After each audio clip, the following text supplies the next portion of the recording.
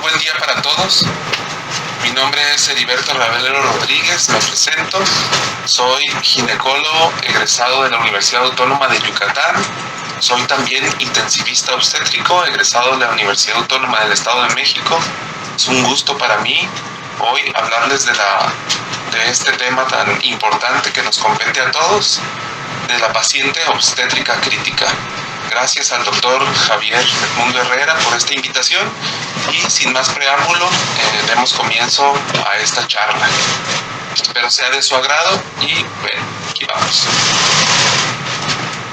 Bien, quiero comentarles que no tengo ningún conflicto de interés más que el que nos compete por incrementar nuestros conocimientos y hacer énfasis en la detección oportuna de alteraciones que puedan llevar a un incremento de la mortalidad en las pacientes. Bien, aquí está el contenido de nuestra charla, se los lo paso para no entretenerme en esto. Y bien, el objetivo de este tema es describir las características de las pacientes obstétricas críticas, su comportamiento y las intervenciones.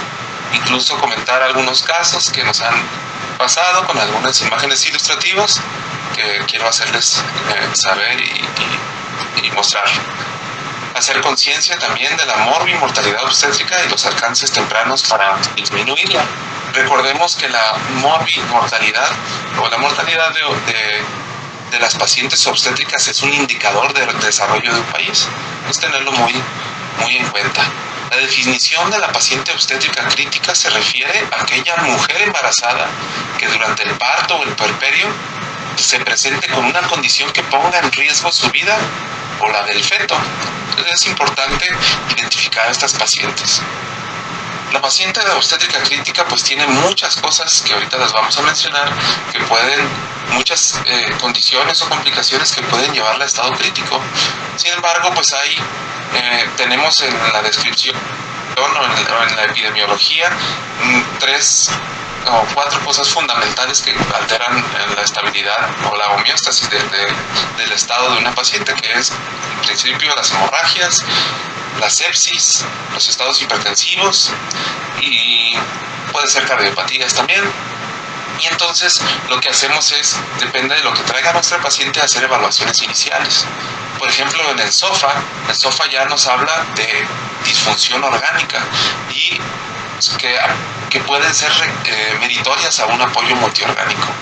Estas pacientes son potencialmente complicables, pacientes graves que necesitan instalaciones, necesitan recurso humano adecuado e insumos para su atención, ¿no? Bien les decía, en las pacientes obstétricas críticas que se relacionan, por ejemplo, a una infección, pues aplicamos escalas como la de SOFA, o que vienen algunos artículos, ya vienen SOFA modificados de acuerdo a estos cambios hemodinámicos que presenta la mujer, para hacer una adecuada evaluación. Sabemos que en el SOFA una puntuación mayor a 2 puntos ya te acerca o te hace pensar en un diagnóstico de alta probabilidad de sepsis. Y cuando tenemos 4 puntos o más, pues ya estamos pensando en una falla orgánica múltiple.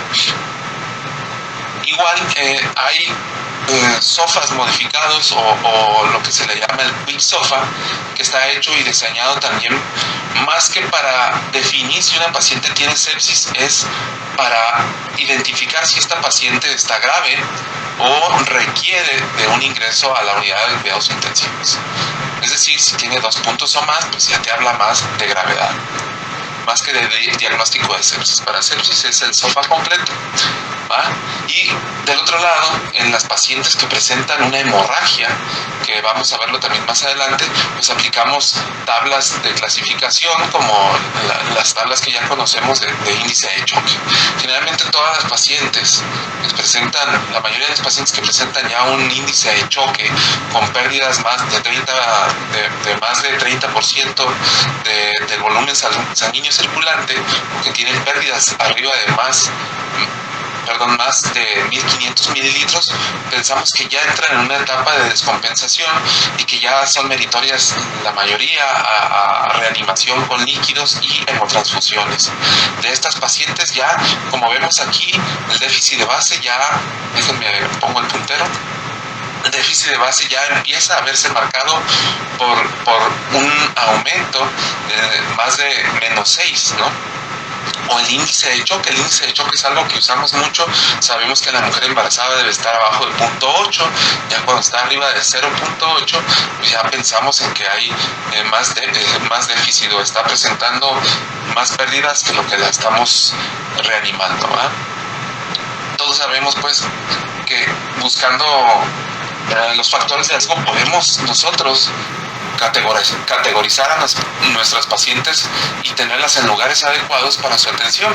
Sin embargo, a veces encontramos con cesáreas de urgencia, por ejemplo, donde abrimos y encontramos una complicación como un acretismo, ¿no? Entonces son sorpresas que nos dan y en ese momento pues podemos activar nuestro sistema de alarma para que acuda la ayuda y se haga lo pertinente, se hagan cruces, se amplíe el abordaje de estas pacientes, tanto inicial como preventivo, ¿no? Por ejemplo, en este tipo de pacientes que abres y no sabías que tenía un acretismo placentario, pues hablarle a cruzar más paquetes, tener tranexámico, tener un equipo especial pues para la atención de estas pacientes. Bueno, vamos a adelantarnos un poquito más en la cuestión de las pacientes con cardiopatías, por ejemplo. Pues depende de qué cardiopatía tenga, ¿no? Pero de entrada usamos la clasificación del New York Heart Association, donde ya nos habla de la posibilidad de complicación o de la posibilidad de mortalidad que puede tener. Por ejemplo, en esta publicación notamos que nos muestra ya una mortalidad de cuando ya tiene un NIHA-3 de mayor del 5.5%. Y esto pues lo tiene que saber la paciente. Y bueno, también si estamos en un primer nivel y la paciente busca un embarazo y tiene una cardiopatía y tiene un NIHA-3 o 4, pues ir encaminándola a que pues evite un embarazo, ¿no? Porque el riesgo de complicaciones aumenta.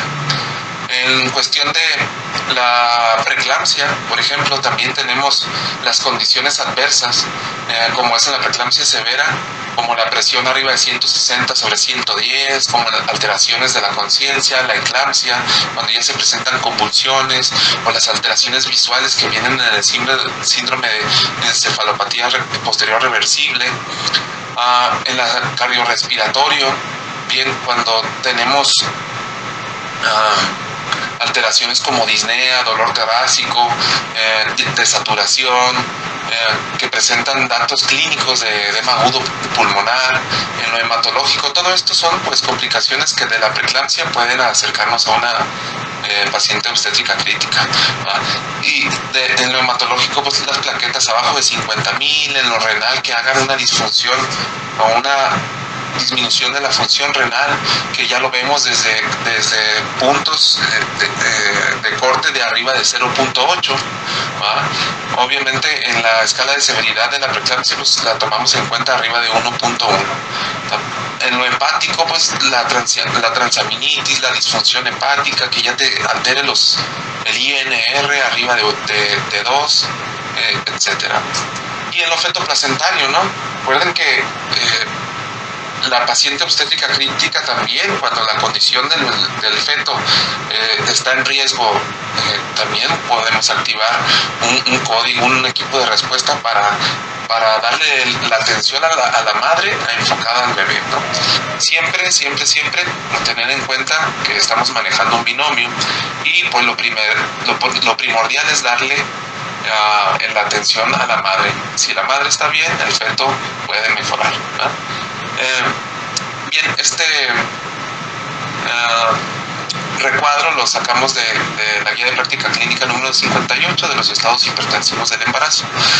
Bueno, eso es de acuerdo a cada patología, ¿no? Ya sea sepsis, cardiopatías, pero hay, en el 2009 la Organización Mundial de la Salud hizo una congregación donde ajustaron criterios clínicos, terapéuticos y de laboratorio para decir, ok, si las pacientes presentan alteraciones en estos rubros, hay que considerarla como paciente con morbilidad, ¿no? Con paciente crítica. o altamente complicable o near miss que le mencionan los anglosajones, ¿va?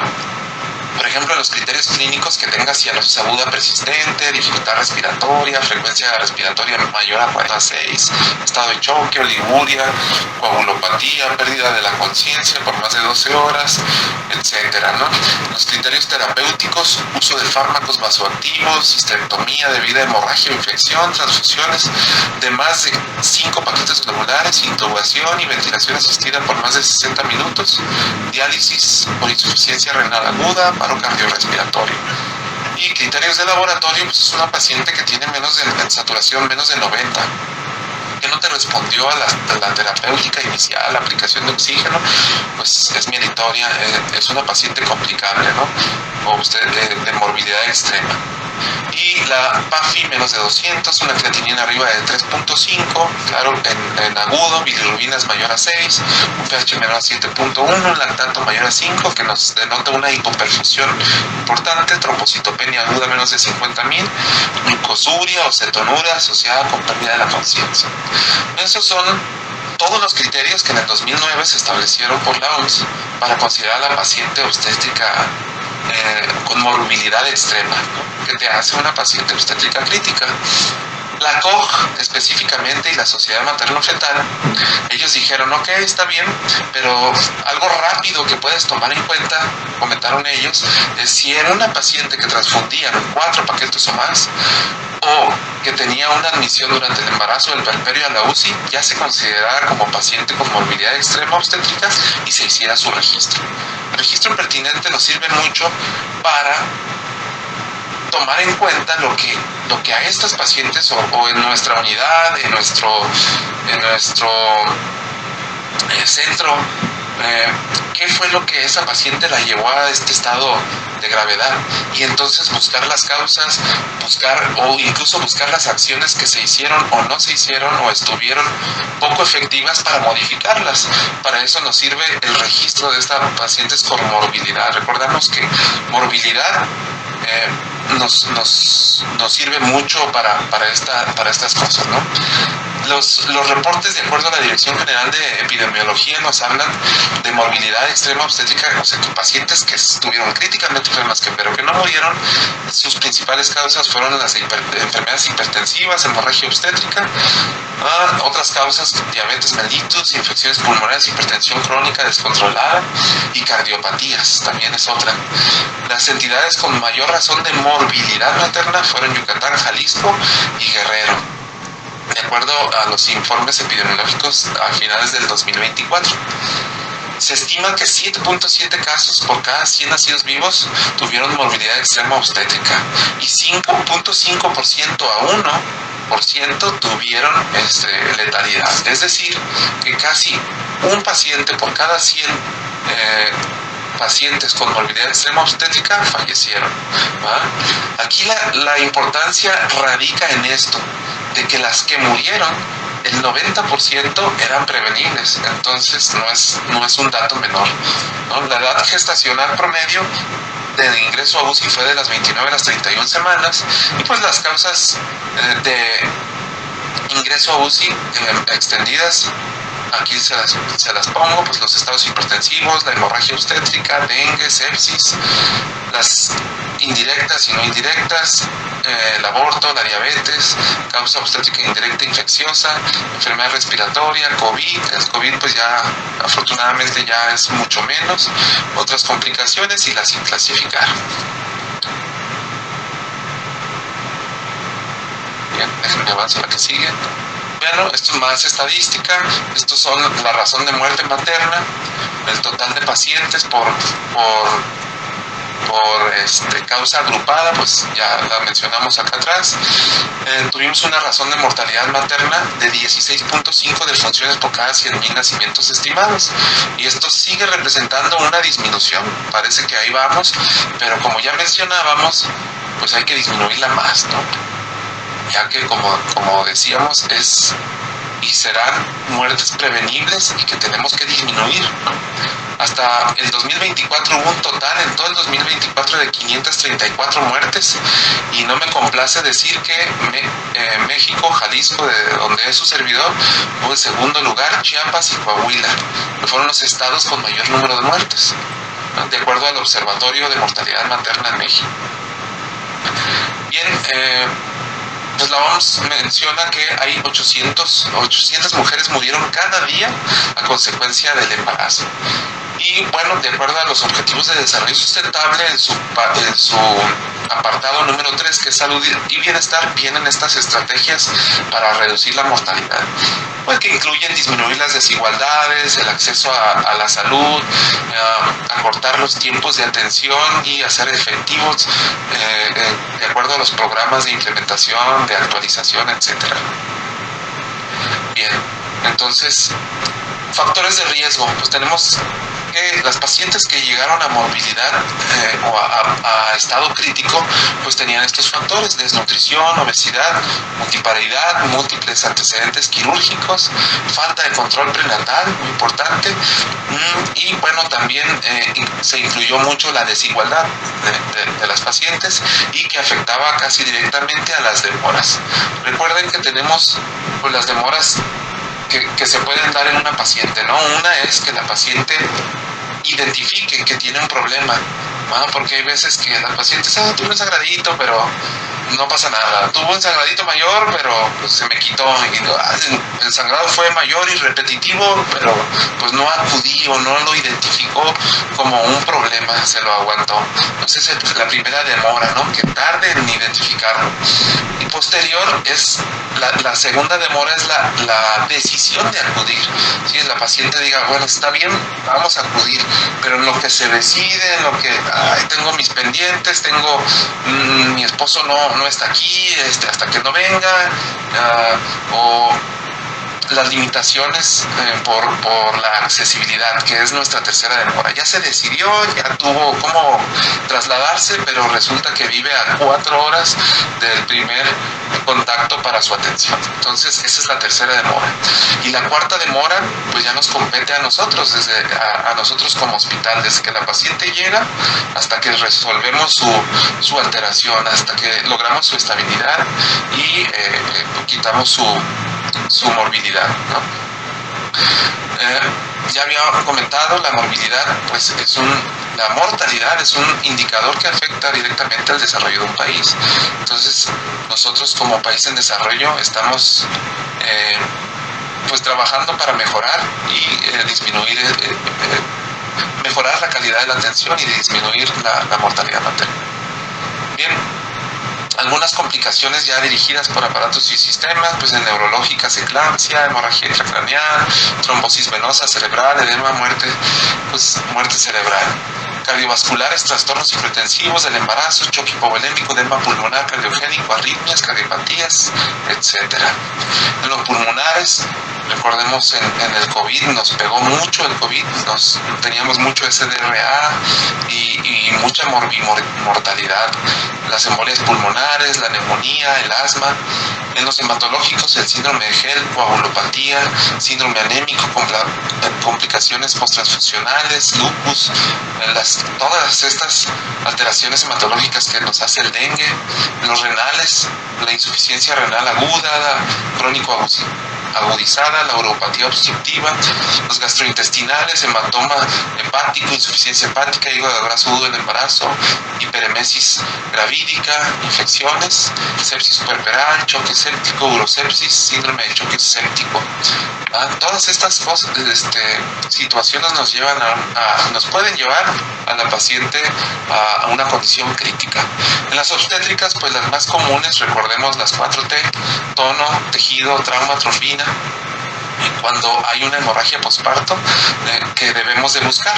Otras causas es la ruptura uterina, el desprendimiento de la placenta, normoinserta, y más que nada en pacientes, más frecuente en pacientes con antecedentes de varias cesáreas, hematomas uterinos, retención de restos placentarios, embolia de líquido amniótico, estados posquirúrgicos, etcétera, ¿no? Bien. ¿Cómo abordamos a estas pacientes? Bien, el tratamiento va enfocado a evitar una falla orgánica. Entonces, las primeras medidas terapéuticas deben realizarse en las salas de los servicios de obstetricia o donde se encuentre en el área de servicios médicos, sin esperar el traslado de la paciente o el arribo de un ginecólogo. De manera inicial, en este ABCD que les pongo aquí, es que identifiques a tu paciente, ¿no? Tu médico, que estás en primer nivel o segundo nivel, identificas una paciente con, por ejemplo, con un sangrado, ¿no? Inicias el tratamiento, ¿no? Inicias poniendo catéteres, iniciando líquidos, pidiendo sangre, a la vez que activaste tu código de actuación, tu código Mater, tu código Doral, tu código de actuación. Hay en los hospitales hay una diversidad, cada hospital tiene su propio protocolo, ¿no? Una vez que inicias el tratamiento, llega el equipo de actuación o equipo de respuesta inmediata, y entonces se decide en conjunto a dónde va esa paciente, o quién inicia ese tratamiento, o qué otros tratamientos se pueden hacer, si se pueden hacer en ese mismo lugar para disminuir las fallas en otros órganos, o si es necesario trasladarla, ya sea al área de tocoquirúrgica, o al área de terapia intensiva, o al área de radiología intervencionista. Bien, entonces ahí es donde se decide, pero ya iniciaste un manejo, ¿no? Posterior, la trasladas, una vez que elegiste a dónde se va a ir, y después de que la trasladas, siempre importante retroalimentar, ¿no? Aquí en este punto bien importante es no quién no hizo, a quién le faltó, sino qué faltó, qué hicimos bien, mejor. Eso es lo que buscamos en estos protocolos de actuación, ¿no? Retroalimentar en todos estos casos para que no te vuelva a suceder cuando empiezas a agarrar tu experiencia basado a la literatura. Bien. Todas estas pacientes pues requieren de una mayor vigilancia.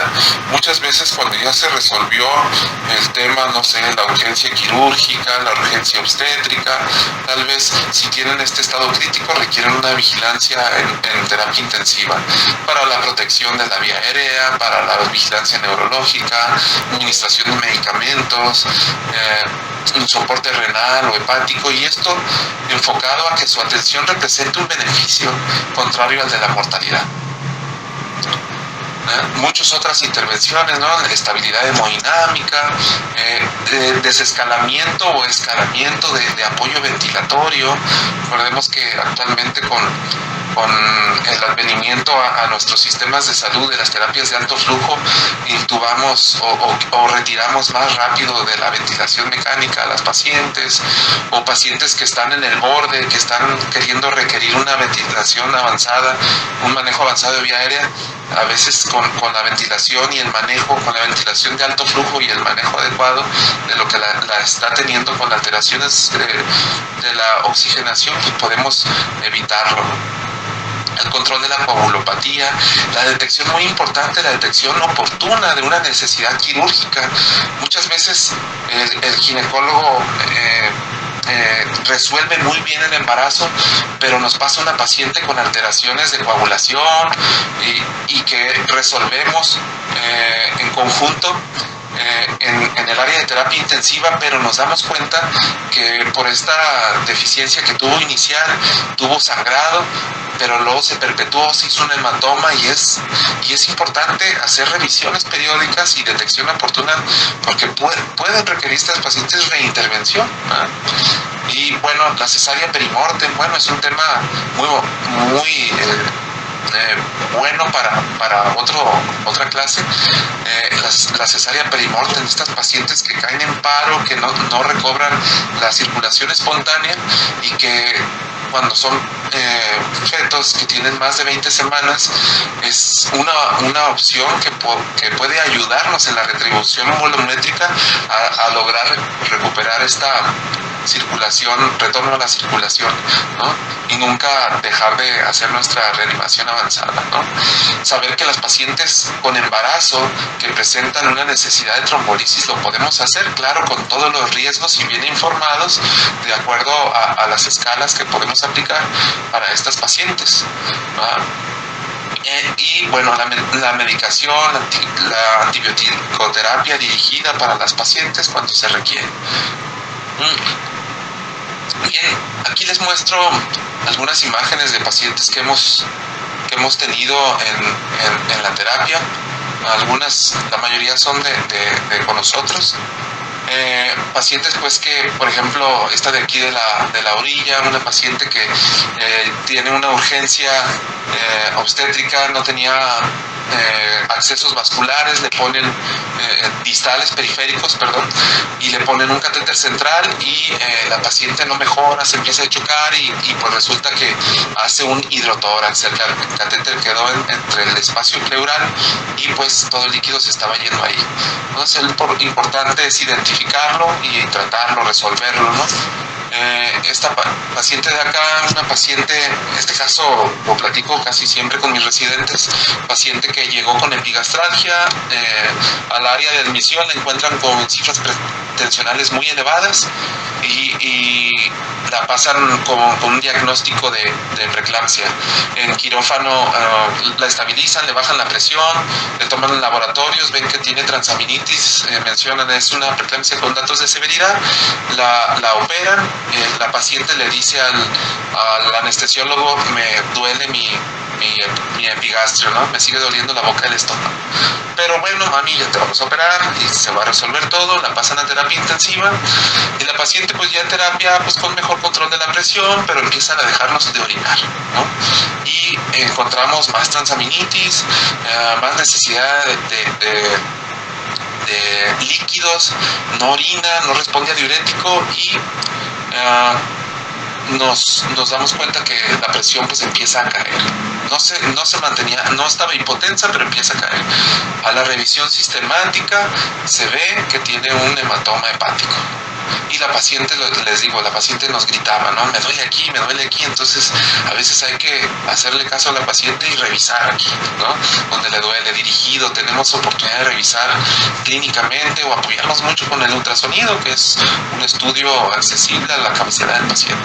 De aquí tenemos pues también una ultrasonido de la vena cava, donde vemos la colapsabilidad o la distensibilidad de pacientes intubados y donde podemos estar guiando nuestra manera terapéutica de líquidos, y aquí vemos una colapsabilidad importante que a lo mejor la paciente requería líquidos aquí. Otra imagen de aquí es una paciente que igual una urgencia quirúrgica, una necesidad que se vio por anestesiología o por el equipo a veces también en terapia intensiva nos ha pasado, son los mínimos casos, pero puede pasarnos, identificar pronto la aparición de neumotórax, ¿no? Y bien, acá otro caso de otra paciente, un casito clínico rápido, igual una paciente con hipertensión crónica descontrolada, 26 semanas, muy sintomática, abdominal.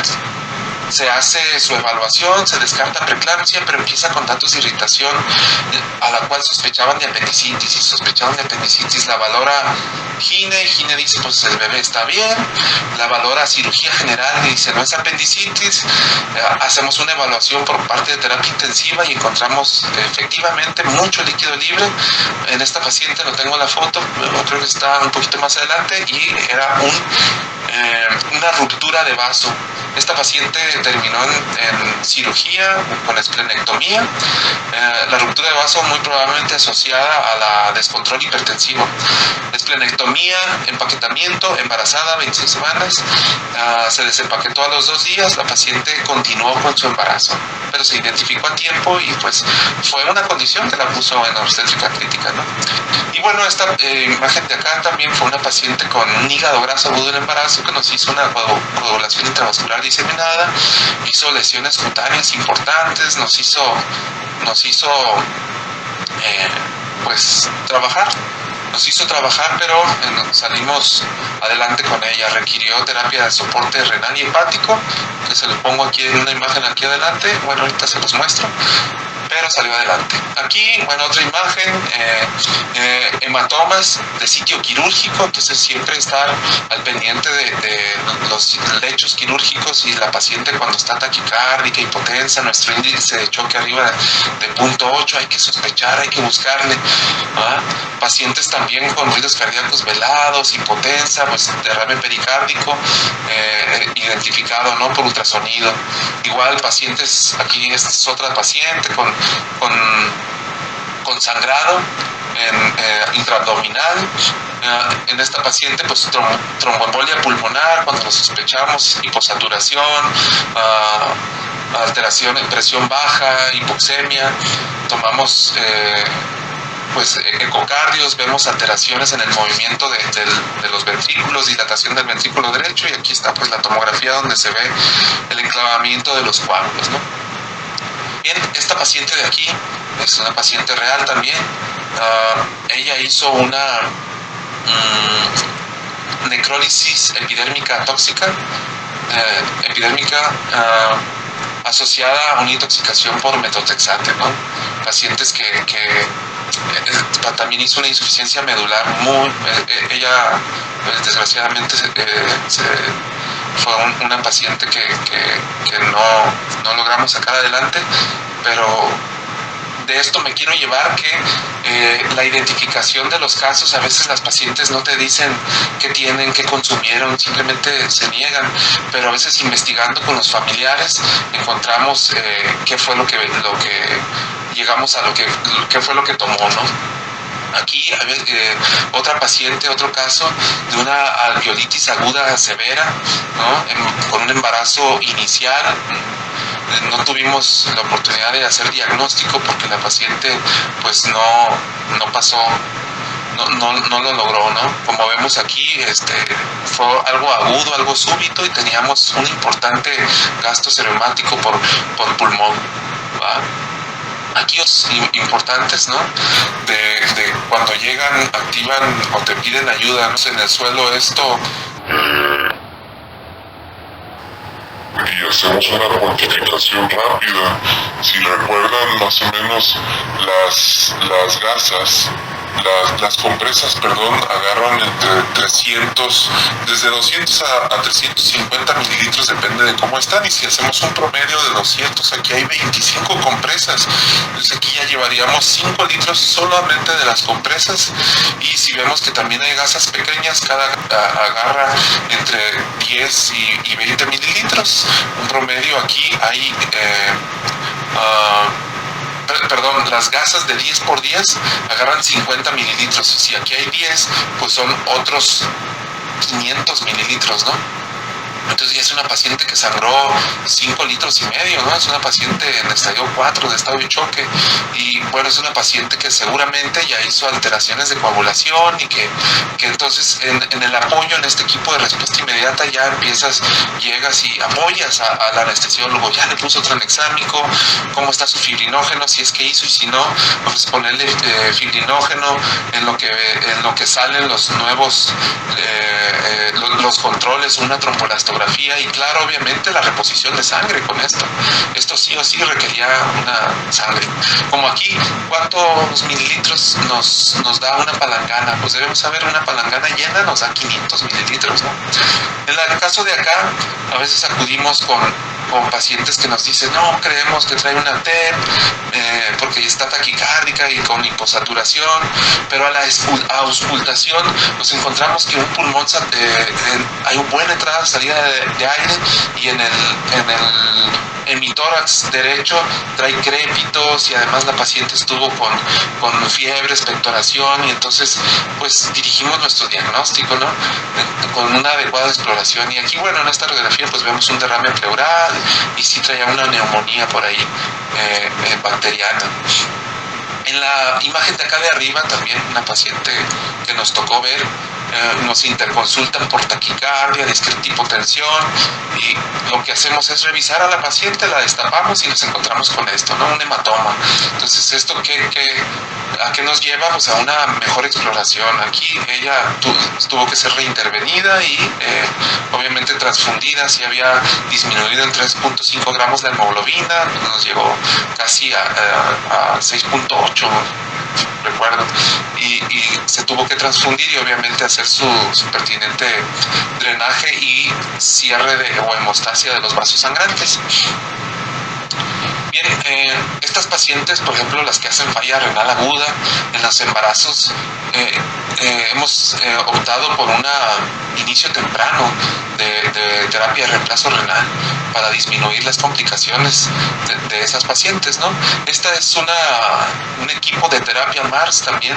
Hemos tenido con pacientes con hígado graso agudo del embarazo que han hecho disfunción hepática, que nos apoyamos con hemoderivados, hemocomponentes, pero también con el equipo MARS, ¿no? Para disminuir estas alteraciones hepáticas, ¿no? También sabemos que pues la implementación de estas son terapias puente, ¿no? Para un trasplante, pero en nuestras pacientes embarazadas hemos visto una mejoría y una no necesidad de un trasplante, tras la aplicación de estas terapias. Esta imagen la puse aquí, fue un caso no fue de este caso, una paciente que tenía líquido libre y nos comentaba el quirúrgico, no, pues es ascitis, yo la vi con ascitis, pero pues la paciente la ves con lactatos elevándose, datos de hipoperfusión, la hemoglobina bajando, dices, no, yo creo que sí está sangrando, no, pues que hay ese debate a veces, ¿no? De que no, eso es ascitis. Entonces lo que haces es, pues lo corroboras, ¿no? Aquí hicimos una punción, una paracentesis y sacamos pura sangre, entonces el paciente se reintervino, claro, era un sangrado de lecho quirúrgico. Bien, pues pacientes de eclampsia también que se ponen en estado crítico. Una paciente con eclampsia, pues das tu manejo, ¿no? Inicias con tu sulfato de magnesio, principalmente pues el control de la presión arterial, pero ves que la paciente no mejora y de lo contrario sigue convulsionando y empieza con datos de focalización o alteraciones del habla o simplemente no mejora su estado de conciencia.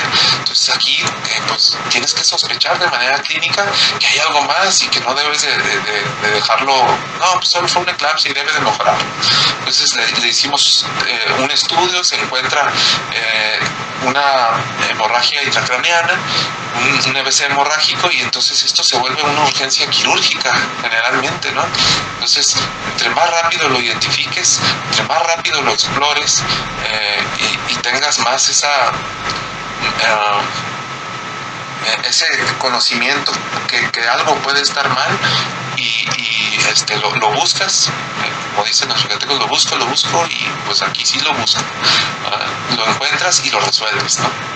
O pides que te lo resuelvan, claro, con el apoyo multidisciplinario. Bien, esta foto de aquí se las quise poner porque fue algo de mi residencia cuando hice mi residencia en terapia intensiva. No teníamos catéteres pequeños para ponerlos, teníamos solo sondas endopleurales. Este fue un neumotórax, aquí se alcanza a ver el pulmón colapsado, aquí está ya la sonda. Con esto voy a comentarles pues que la importancia de nuestros directivos, nuestros políticos que tenemos, que nos abasten, que hacen que los hospitales tengan los insumos necesarios para corregir estos problemas. Esta paciente le fue muy bien, ¿sí? Se puso su sonda endopleural y resolvió el neumotórax. Fue un neumotórax asociado a catéter. Miren, aquí está el catéter, ¿va? Pero pues hay cosas mejores, ¿no? Como los catéteres de segundo espacio intercostal, catéteres de succión, o catéteres con válvula. ¿va? No teníamos en ese momento, pero lo resolvimos. Bien, el uso de lo que estamos diciendo, pues, de estos insumos o equipos sofisticados para el manejo de estas pacientes críticas, por ejemplo, la trombolastografía o la trombolastometría, que aquí les pongo los ejemplos, ¿no?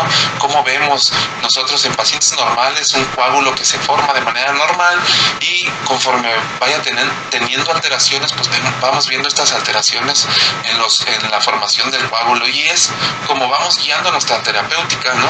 Si bien nos enseñaron a nosotros a usar protocolos de transfusión masiva, en los segundos y terceros niveles o hospitales privados tenemos la oportunidad de ya dirigir nuestra terapia transfusional, ¿no? Para poner específicamente lo que necesita apoyado de trombolastografía. Bien, y sin no dejar por un lado pues las consecuencias perinatales de todas estas pacientes que se ponen en estado obstétrico crítico, pues el bebé también lleva las consecuencias, ¿no? Principalmente pues de nacimiento pretérmino, por ejemplo, muerte perinatal, la restricción de crecimiento intrauterino, el aborto, los óbitos, el ingreso a la unidad de cuidados intensivos, el incremento de costos hospitalarios, el incremento del gasto por los padres, ¿verdad? Todo esto conlleva a una paciente que está críticamente enferma cuando está cursando su embarazo, ¿no? Cuando se pone crítica pues en el puerperio, pues ya esperemos que ya haya salido adelante este bebé, ¿verdad? Entonces también tienen ellos parte y consecuencias. Bien, entonces, con todo lo que conocemos de la paciente que se pone en un estado crítico o con morbilidad extrema obstétrica, pues necesitamos protocolos de actuación dirigidos a emergencias obstétricas, pero bien definidos en todas nuestras áreas y en cada uno de nuestros hospitales, ¿no? Los directivos, los subdirectores, los jefes de servicio deben de trabajar con su equipo y decirles, de acuerdo a esta guía nos vamos a basar para hacer una mejor actuación. Y como les decía, pues que los miembros del equipo cuenten con los conocimientos en el área, que sea un equipo multidisciplinario para disminuir la morbilidad e incrementar la sobrevida, tener insumos, muy importante, que tengamos lo necesario y tener una infraestructura adecuada. Siempre apoyar, siempre apoyar, ¿no? En conclusión, pues reconocer las patologías de manera temprana, lo más rápido, para que esto pueda ser algo beneficioso, contrario a la mortalidad. Categorizar riesgos de manera individual, recopilar información, esto para hacer la estadística que les decía, el entrenamiento y la actualización, acudir a centros de simulación. Esto es de mucha ayuda para trabajar en estos casos en donde el estrés a veces te cierra un poquito el panorama. Y bueno, la actuación pero en conjunto, ¿sí? En ayuda con otros especialistas, con el equipo de respuesta inmediata y la retroalimentación que ya mencionábamos, y pedir, claro, exigir a nuestro gobierno, ¿no? El gobierno este mes se hizo el planteamiento del plan nacional de salud, donde en el rubro de desarrollo con bienestar humano viene lo de la atención a la mujer, ¿no? Entonces no está bien desplayado todavía, es solo lo que viene, no dicen cómo van a llevar a cabo esto, pero bueno, hay que hacer hincapié en eso, en que hay que exigir que se nos dé lo necesario. Y bien, pues no me queda más que agradecerles y darles este dato cultural. El doctor Manuel Díaz de León creó la primera unidad de cuidados intensivos obstétricos del país en el Hospital Gineco de Obstetricia número 2 en el Centro Médico Nacional de Occidente. Mas no fue hasta 1973 donde el doctor Mario Shapiro en el Hospital Inglés y el doctor Sergio Rangel en la Gineco 1 del IMSS replicaron lo que ya venía haciendo el doctor Díaz de León. considerándose el año del surgimiento de la medicina obstétrica crítica. Estas acciones que tomaron estos doctores de reunir a las pacientes que tenían estado crítico, morbilidad extrema obstétrica o patologías que las podían poner potencialmente graves, las juntaban en un área específica y les hacían los tratamientos pertinentes y mostraron una disminución de la mortalidad materna. 12 años después de estas actuaciones de los doctores, el doctor Jesús Carlos Briones y colaboradores crearon los diplomados en obstetricia crítica, donde empezaron a capacitar médicos generales, médicos obstetras en la atención en estas pacientes.